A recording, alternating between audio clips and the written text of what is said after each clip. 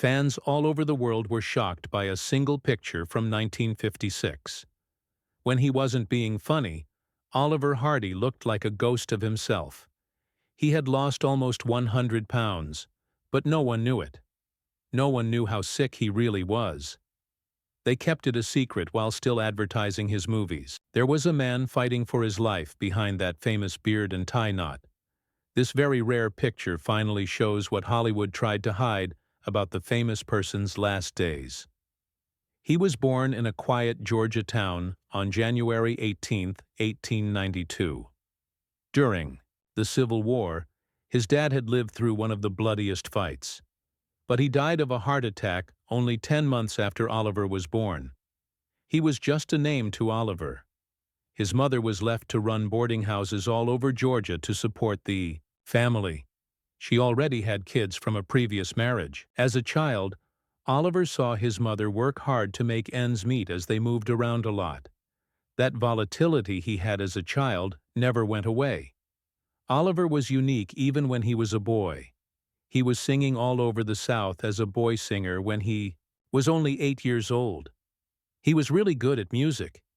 He wasn't the type to sit in a classroom, so his mother sent him to Atlanta to learn with a great voice teacher. He didn't go to lessons because he was singing in plays for $3. $50 a week, which was a good amount at the time.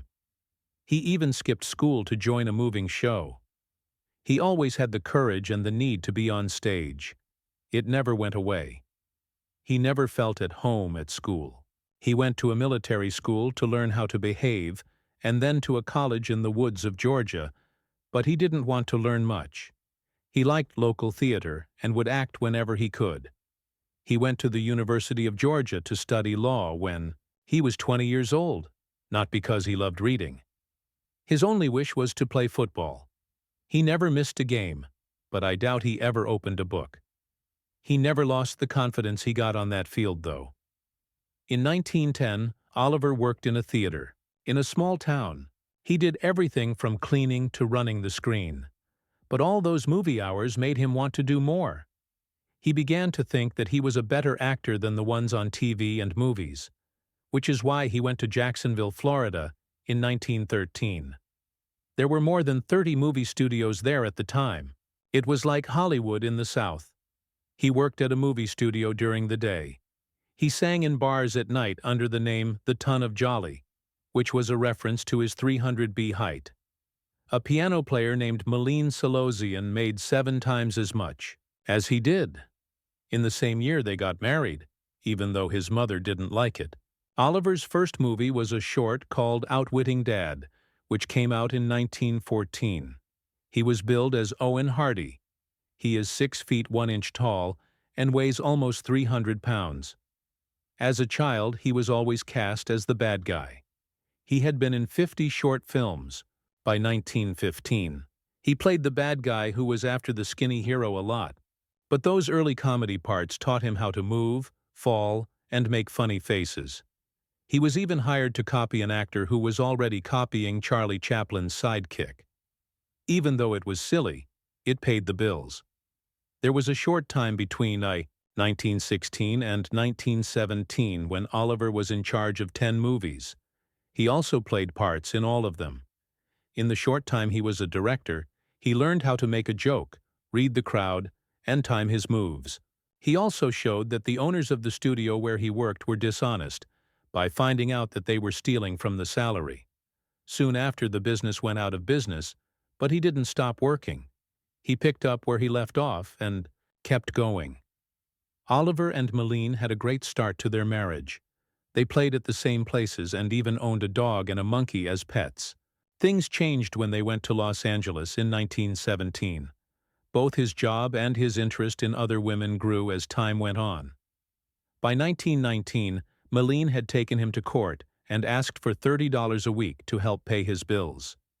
He often forgot to pay his bills. She went to see her sick father when he got sick. Hardy said they would make things better. He then told her he wouldn't take her back in a message. That was the end. During World War I, Hardy tried to join the army, but the people who were recruiting laughed at him because he was too big. Still, he worked on. There was something on TV in 1921 that not many people paid attention to, but it would become important. History in the future. On December 1st, a silent comedy short film called The Lucky Dog came out. Stan Laurel, a young actor, played a wanderer who lost his money and was kicked out of his house. He meets a lost dog and makes friends with it. In the same movie, another man named Oliver Hardy plays a thief who is all over the place. First, he tries to rob someone, and then he and her jealous boyfriend work together to use dynamite to blow up Laurel. The plan doesn't work, though, because the little dog saves him. It sounds like another old comic short, but there's a catch. This was the first time that Laurel and Hardy were seen together on TV. They would become one of the best comedy teams of all time, but no one knew it at the time. However, they were not even friends at that time. They were just two guys in the same movie who played different roles. Laurel was crazy and full of life. Hardy seemed tough and dangerous. Someone wouldn't understand how great they could be as a team for almost 7 more years. Even though that short film didn't come out for 2 years, Hardy was already making a name for himself. He was in more than 40 silent movies for Vitagraph Studios between 1918 and 1923. He played the bad guy most of the time. Larry Seaman was his partner back then. He was a comedian who loved crazy pranks, explosions, and a lot of chaos. Their movies cost a lot of money, had a lot of crazy action, and always ended in disaster. A lot of the time, Hardy wore fake mustaches and thick sideburns to look meaner. But even though his job was getting better, his personal life was getting worse.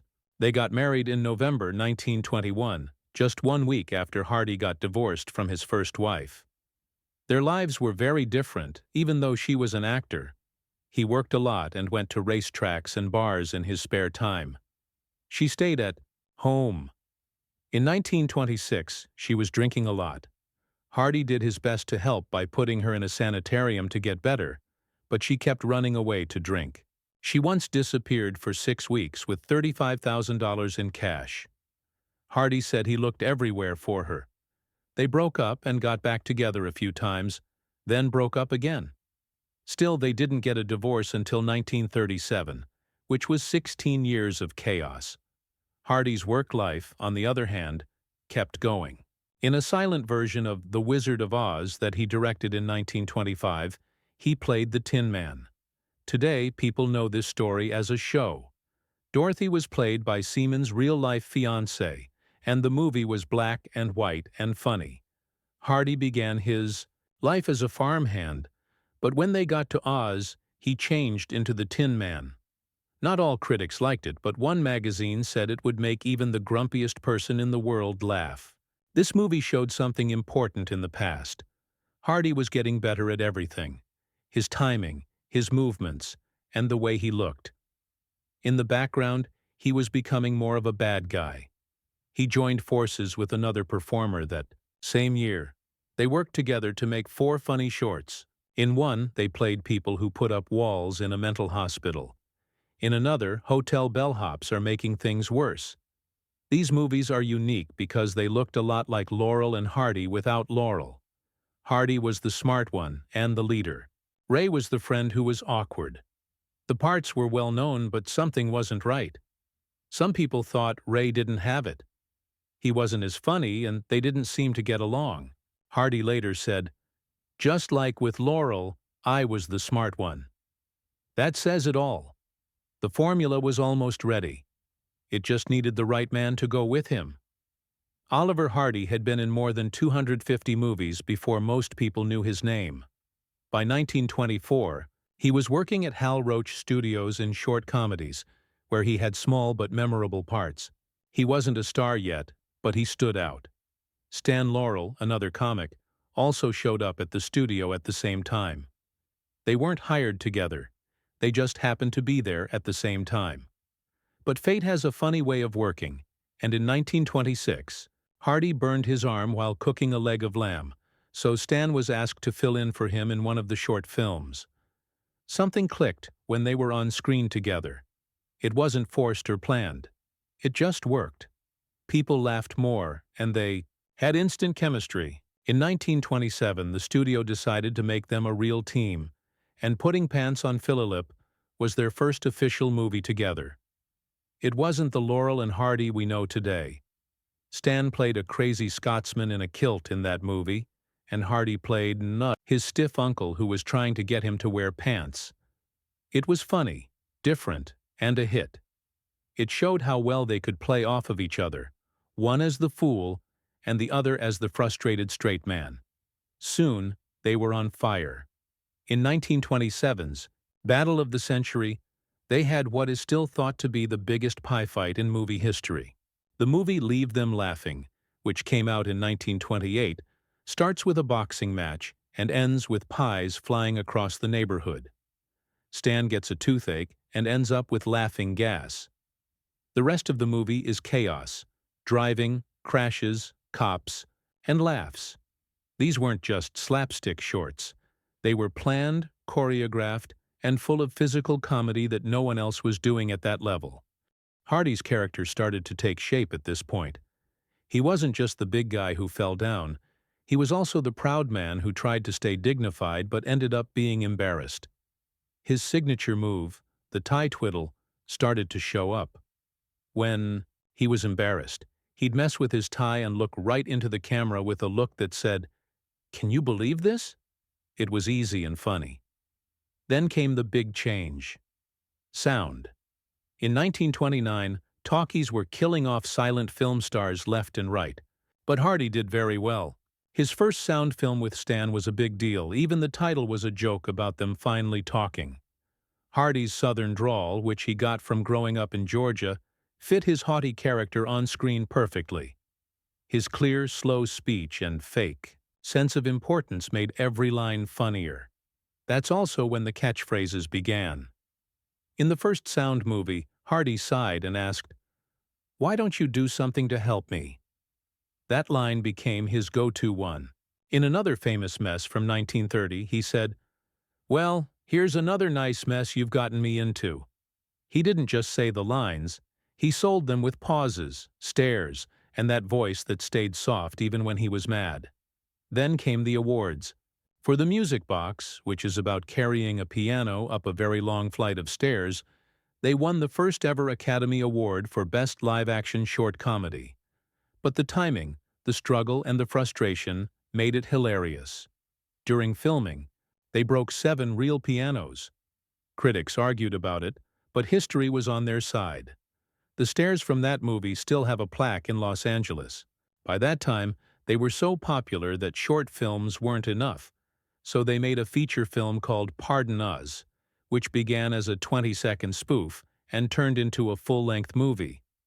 The production was a mess. It took over a year. They got into a fight with MGM, and bad previews meant that the movie had to be re-edited. But they kept going.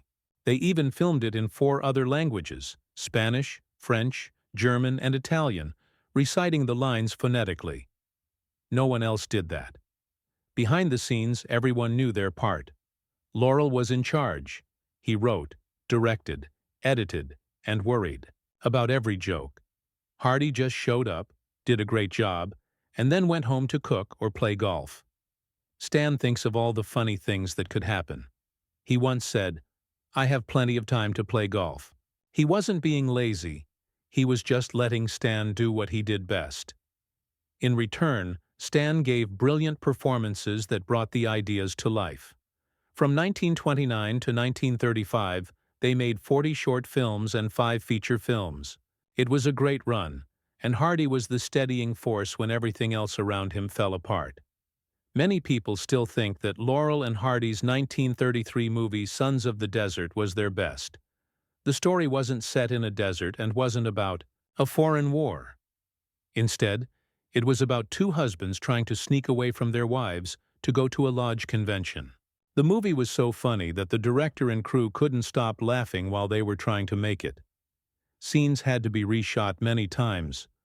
One scene that stands out is when Mae Bush smashed a vase over Hardy's head while laughing so hard it hurt. That scene became a classic. The movie was popular even during the Great Depression. People needed to laugh, and this movie gave them that chance. It was shown on TV for decades after it came out, on Turner Classic Movies as late as 2005. It lasted because of the great timing, clever jokes, and brave performances. 4 years later, in 1937, they headed west. No one thought Oliver Hardy would be able to sing, but he did, and he did it very well.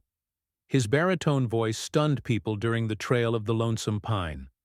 The song wasn't new.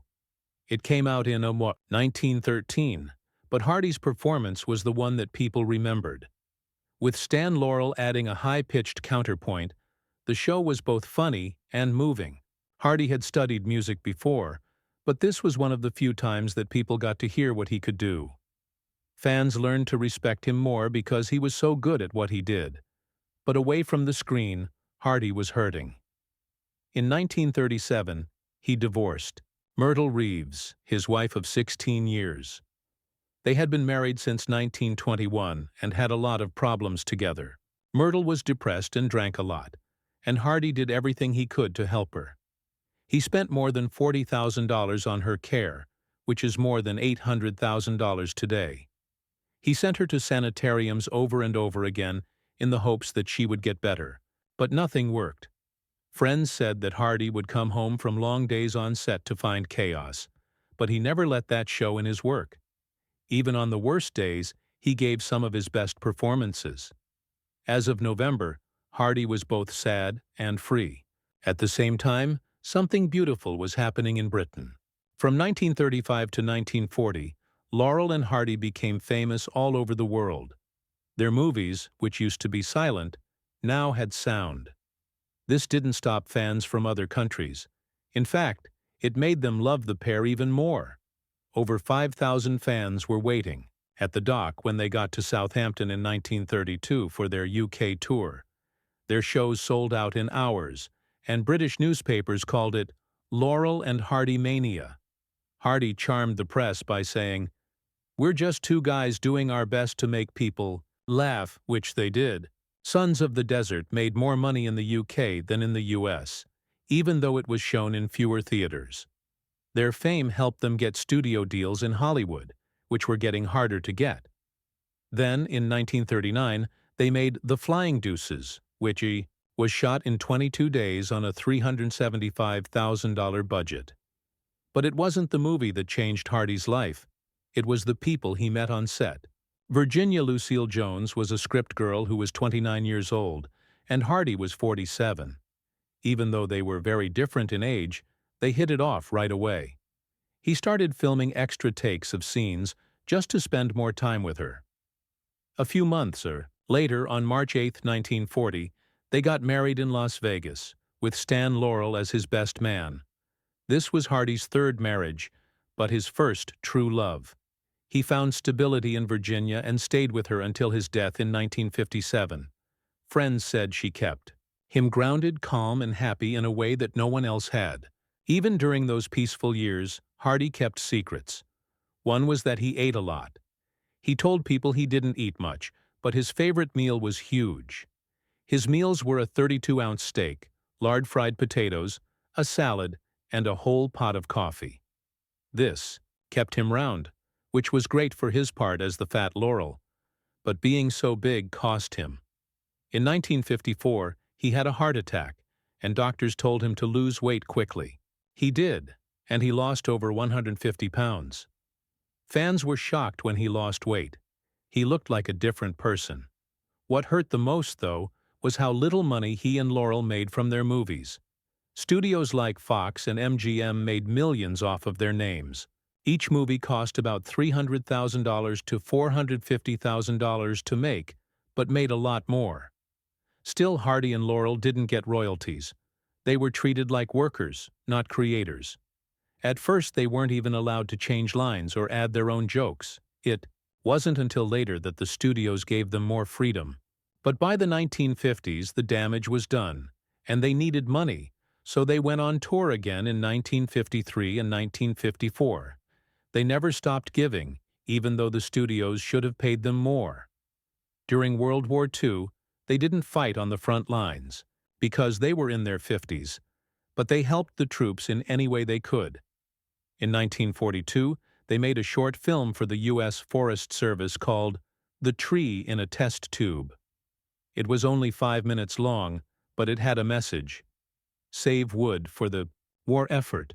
That same year, they went on the Hollywood Victory Caravan, a 14-car train tour across the country with other stars to raise money for the military. The train had dance floors and practice rooms. When the tour ended in Washington, D.C., they met First Lady Eleanor Roosevelt. Then they performed for a packed house. For the next few years, they entertained soldiers through the USO while also making 8 full movies. Somehow they did it all. Oliver Hardy's last years were full of battles he couldn't win, fading fame, and broken dreams. In 1941, Laurel and Hardy left Hal Roach Studios, the place that made them famous. They thought that signing with big studios like Fox and MGM would help them get to the next level. But they were wrong. They lost the freedom to improvise that they had at Roach, where they could try new things and be themselves. At the new studios, they had to stick to strict scripts and deal with bad writing, which made them less magical. They quit making movies in 1945, but not for long. They took a break in 1946 and toured Europe in 1947. Then Stan Laurel got sick in 1948, and instead of doing nothing, he told Hardy to do solo work. That's when he worked with John Wayne in The Fighting Kukian as Wayne's awkward sidekick, Willie Payne. Wayne even offered Hardy a regular role as his comedy partner. Hardy was hesitant because he didn't want people to think that he and Laurel were no longer together, but he went ahead with Laurel's permission. Then Bing Crosby came along and got Hardy a small part in Riding High in 1950. It wasn't a big part, but it showed that Hardy could shine without Laurel. Later that same year, they were offered one last big job in a French-Italian movie called A Tal K. The pay was good, $1.5 million, but everything else went wrong. The shoot was supposed to last 12 weeks, but it took a year. Laurel and Hardy didn't speak French, and the director barely spoke English. Laurel didn't like the script and had other writers come in to fix it. Things got so bad that John Barry, another director, had to be brought in secretly. At the same time, Hardy got sick. His heart started to beat funny, and he got the flu. It was obvious that Hardy was in bad shape, as his weight rose from 250 to 330 pounds while the movie was being filmed. This made his heart problems worse.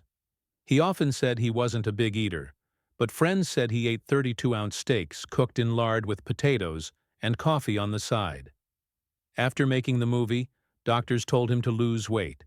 He did it too quickly, going from over 300 pounds to just 150 pounds in a matter of weeks.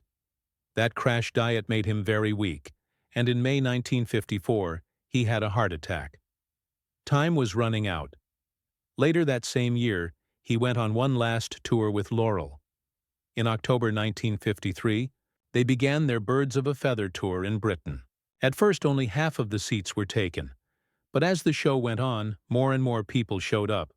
In Ireland, boats blew whistles, and church bells played their theme song. Laurel said that he and Hardy cried that day.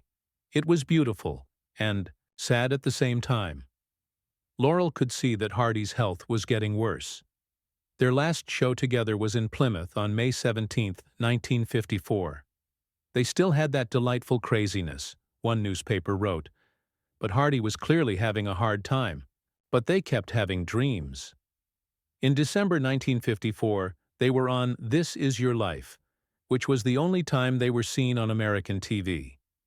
The beginning of something new was meant to be it. A return to TV was planned. Laurel and Hardy's Fabulous Fables was a plan that NBC had for a TV show. Deals were made and signed. The budgets were made. There was even a color picture spread in TV Guide. Rudolph had a stroke in early 1955, though. While he was getting better, Hardy had a major heart attack and then a stroke in September 1956. He never got better. They did one last show together on a BBC show called This Is Music Hall in 1955. Hardy tried to smile even though he looked tired. He was last seen on film in 1956 in a home movie that was made at the house of Stan Laurel's daughter. He was unable to speak. He was disabled and had to stay in bed after the stroke. Lucy, his wife, took care of him. Hardy would call Stan when she was mad. He felt better just by seeing Laurel. Their friendship stayed strong through everything. Everyone knew Oliver Hardy as someone else. In 1956, a picture came out that didn't show the happy, round man who would fall off stairs and get back up right away. He looked too thin this time. He had lost almost 100 pounds. His body was weak and his face was hollow. The sparkle that used to make millions of people laugh was going away. Few people knew who he was. His health had been getting worse for years. The first one was phlebitis, which hurt my legs. Then there were thrombophlebitis, blood clots, swelling, and then one after another stroke. Each one made him weaker. The body that made comic history was now too weak to stand. Hardy needed a wheelchair to walk by 1956. He wasn't even able to dress himself. The person who used to laugh loudly in quiet places couldn't do the easiest things, but there was still something there, even in those hard last days. What a gentleman he was. He told one nurse, "Dear, I'd tip my hat to you if I could lift the damn thing." That line, which was half joke and half fact, was classic Hardy. Even though everything was going wrong, they were still trying to smile. Things got worse by August 1957. There were 2 more shots for Hardy. He went into a deep sleep. He died on August 7, 1957, from a clot in the brain. He was 65 years old. Stan Laurel was sick and couldn't go to the service. He was too weak. Babe would get it. He said that everyone was sad. Their song, Trail of the Lonesome Pine, made it to number 2 on the UK charts in 1975. Hardy's ashes were spread in the Masonic Garden at Valhalla Memorial Park in North Hollywood 18 years after he died. Hardy's story didn't end there, though.